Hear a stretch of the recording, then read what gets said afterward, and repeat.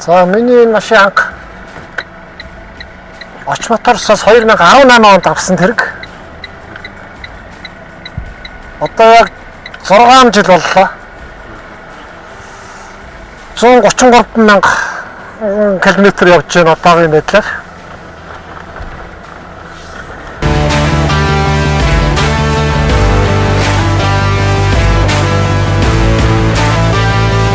За тэгэл одоо машин чинь ойр зүрийн одоо үйлчлэгийг бол цаг хугацаанд нь хийгээд одоо жижиг шаардлагатай сэлбэгүүдийг ойр зур солиод ингээд цаг хугацаанд нь үйлчлэгээ яваад байвал одоо айхтар эвдэрч гинтэд байгаа зүйл одоохондоо байхгүй байгаа шүү дээ. Одоо нэг том эвдрэл гинтрэл бол байхгүй байна.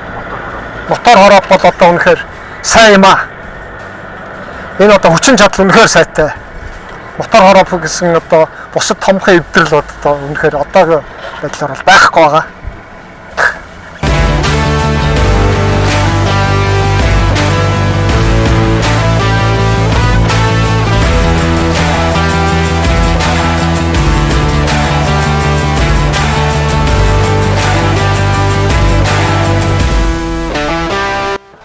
За одоо би ч машинд одоо амьдралынхаа бараг ихэнх хугацааг машин дотор өнгөрөөж байна шүү дээ. Энэ машинтайгаа л одоо ажил төрлөө хийж явдаг. Миний ажил бол одоо энэ Төв аймгийн 6-7 сумаар явдаг ажилтай. Өвөл зөнгөө. Одоо бороод шавар шавхаад ч тэр өвлийн цастай хүүтэн шуургатай өдөрч гисэн тэр ер нь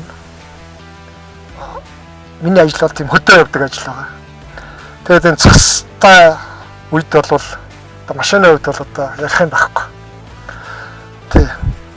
Хөндрүүлэгчтэй мосттой хүчин чадлын үед бол одоо ярих юм байхгүй.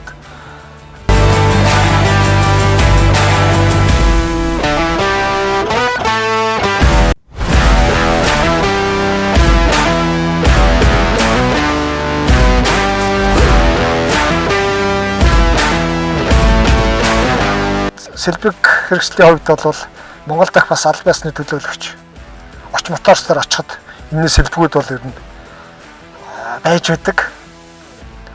Ойр зургийн одоо наклаад амортизатор энэ төр гэсэн одоо сэлбэгүүдийг бид нар очоод авчдаг. Одоо аль биесаар нийлүүлдэг тэр компанидэр очоод авчдаг.